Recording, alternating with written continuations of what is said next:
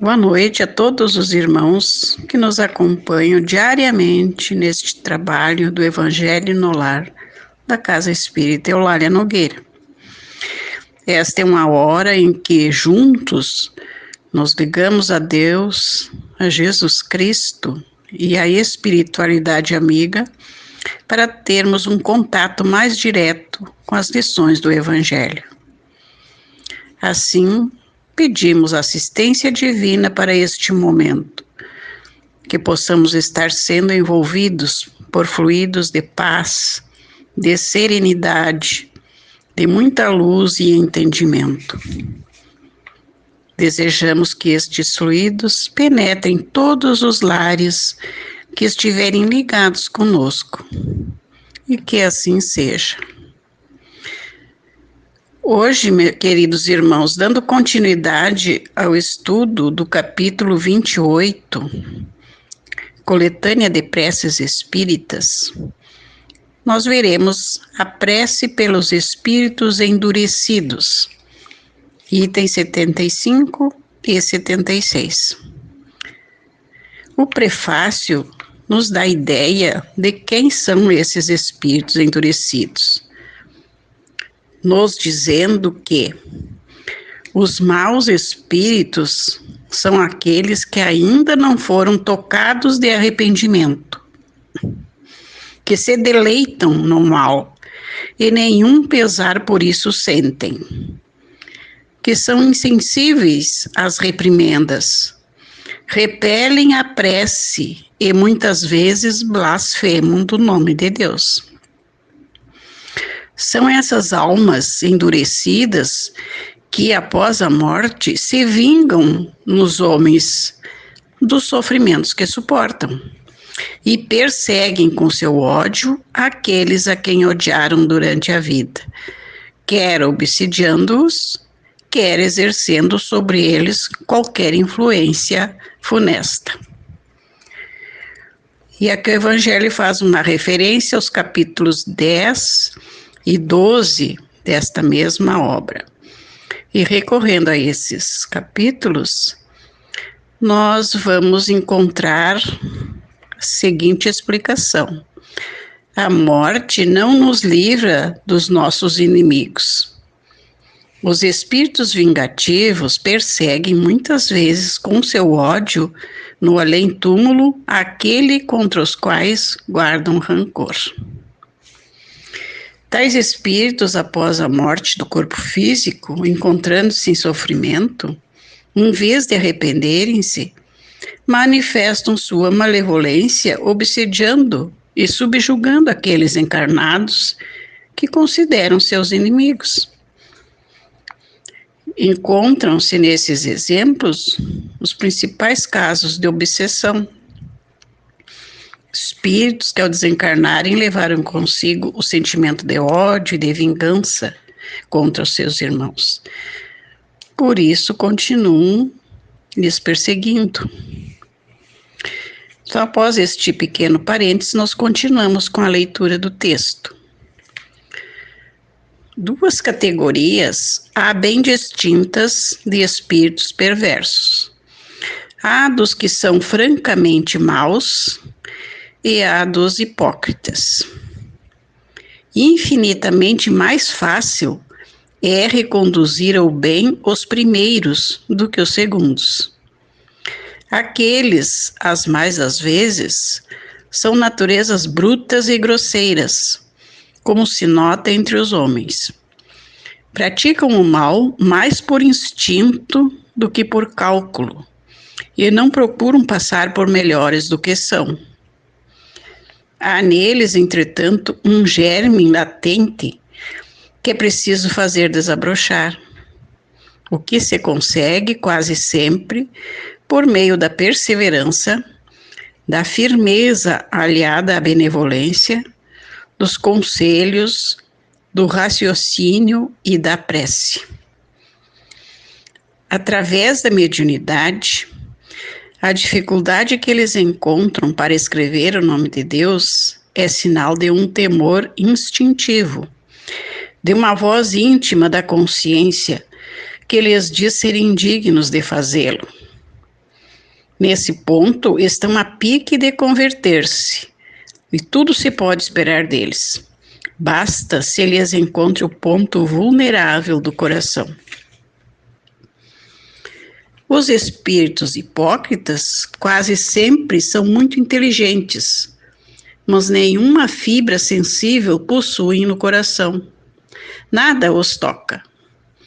Simulam todos os bons sentimentos para captar a confiança, e felizes se sentem quando encontram tolos que os aceitam como santos espíritos, pois que possível se lhes torna governá-los à vontade. O nome de Deus, longe de lhes inspirar o menor temor, serve-lhes de máscara para encobrirem suas torpezas. No mundo invisível, como no mundo visível, os hipócritas são os seres mais perigosos, porque atuam na sombra, sem que ninguém disso desconfie. Têm apenas as aparências da fé, mas fé sincera, jamais. Neste trecho, meus irmãos, o Evangelho nos mostra essas duas categorias distintas de espíritos, nos informando que é mais fácil convencer um espírito considerado mau, tocar seu coração, seu íntimo, com uma palavra de amor, do que aqueles espíritos hipócritas, os quais fingem ser o que não são, que iludem, fazendo-se passar por espíritos do bem. Estes são perigosos, pois com sua falsidade conseguem captar a confiança de alguns encarnados, subjugando-os à sua vontade. Como se disfarçam de bonzinhos, torna-se mais difícil afastá-los de suas vítimas. Porém, nós sabemos que a obsessão se dá através de um vínculo entre o obsessor e o obsediado. O mau espírito só consegue ligar-se a alguém se essa pessoa estiver vulnerável às suas investidas. Já os espíritos maldosos, empedernidos, vingativos, mas que não se disfarçam de bonzinhos, têm no seu íntimo a ideia de Deus e o temem. Através do trabalho dos bons espíritos ou dos médiuns, é possível fazer com que reconheçam os seus erros e arrependam-se, voltando-se a trilhar o caminho do bem. Pois não há nenhum ser que tenha sido criado para ser mal eternamente. Todos chegarão à perfeição. E é por isso que nossas preces por eles são tão importantes. Através dos nossos pedidos, das nossas palavras amorosas, eles poderão dar-se conta o mais cedo possível de que estão errados, que a lei que devemos seguir é do amor e do perdão, não do ódio e da vingança. Então, no item 76, nós temos uma sugestão de prece, que além de ser uma prece, é uma verdadeira aula para nós encarnados, pois nos adverte do que pode acontecer após a morte do corpo físico, para aqueles que nesta vida só praticaram o mal. E também nos esclarece como o espírito pode sair da situação de sofrimento que se encontra no mundo espiritual. Basta voltar-se para Deus, arrepender-se, pedir perdão pelos erros praticados e fazer o propósito de corrigir-se. Então vamos à prece, no item 76. Senhor, digna-te de lançar um olhar de bondade sobre os espíritos imperfeitos que ainda se encontram na treva da ignorância e te desconhecem, particularmente sobre fulano de tal, aí nós citamos o nome de quem estamos pedindo. Bons espíritos, ajudai-nos a fazer-lhe compreender que, induzindo os homens ao mal, obsidiando-os e atormentando-os, ele prolonga os seus próprios sofrimentos. Fazei que o exemplo da felicidade de que gozais lhe seja um encorajamento. Espírito que ainda te comprases no mal, vem ouvir a prece que por ti fazemos. Ela te há de provar que desejamos o teu bem, conquanto faças o mal. És desgraçado, pois não se pode ser feliz fazendo o mal. Por que então te conservarás no sofrimento, quando de ti depende evitá-lo? Olha os bons espíritos que te cercam. Vê quão ditosos são, e se te não seria mais agradável fruir da mesma felicidade. Dirás que te é impossível, porém nada é impossível àquele que quer, porquanto Deus te deu, como a todas as suas criaturas, a liberdade de escolher entre o bem e o mal, isto é, entre a felicidade e a desgraça. E ninguém se acha condenado a praticar o mal. Assim como tens vontade de fazê-lo, também podes ter o de fazer o bem e de ser feliz. Volve para Deus o teu olhar. Dirige-lhe por um instante o teu pensamento, e um raio da divina luz virá iluminar-te. Dize conosco estas simples palavras: meu Deus, eu me arrependo, perdoa-me. Tenta arrepender-te e fazer o bem, em vez de fazer o mal, e verás que logo a sua misericórdia descerá sobre ti, que um bem-estar indizível substituirá as angústias que experimentas.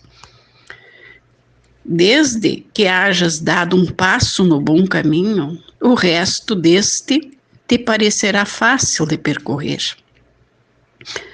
Compreenderás então quanto tempo perdeste de felicidade por culpa tua. Mas um futuro radioso e pleno de esperança se abrirá diante de ti e te fará esquecer o teu miserável passado, prenhe de perturbação e de torturas morais, que seriam para ti o inferno se houvessem de durar eternamente. Dia virá em que essas torturas serão tais que a qualquer preço quererás fazê-las cessar. Porém, quanto mais te demorares, tanto mais difícil será isso. Não creias que permanecerás sempre no estado em que te achas. Não, que isso é impossível. Duas perspectivas tens diante de ti: a de sofreres muitíssimo mais do que tens sofrido até agora, e a de seres ditoso como os bons espíritos que te rodeiam. A primeira será inevitável se persistires na tua obstinação, quando um simples esforço da tua vontade bastará para te tirar da má situação em que te encontras.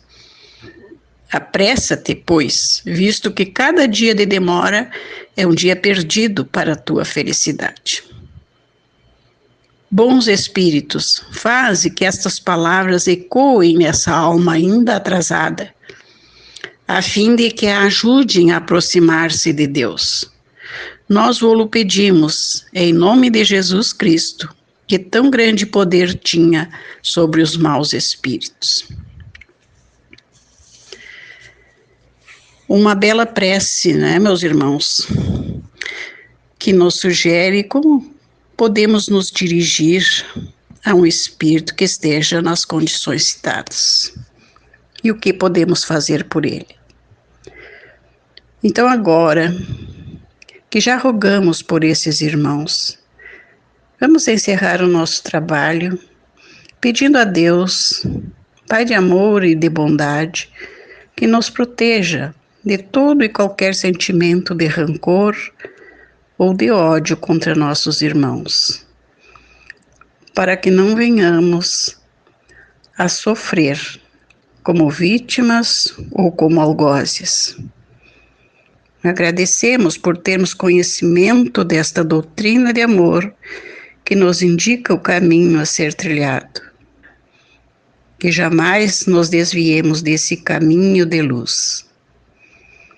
Pedimos também pelos nossos familiares, para que eles tenham a saúde, a paz e a felicidade, de acordo com seu merecimento. Pedimos por todos aqueles irmãos que têm seus nomes listados em nossos cadernos, para que eles sejam atendidos em suas rogativas. E neste momento tão conturbado em que passamos, pedimos pela paz no mundo, em especial pelo nosso país, coração do mundo, pátria do Evangelho, que ele seja cuidado pelas equipes espirituais designadas para tal, e que aqui predomine o entendimento, a paz e a justiça. Por último, pedimos que seja dispensado um tratamento especial às nossas águas, para que ela se torne o condutor de energias salutares ao nosso organismo físico e também espiritual. E assim, agradecemos por mais esta oportunidade de reflexão e nos despedimos de todos desejando uma ótima noite, um bom descanso e que fiquem todos na paz. Que assim seja.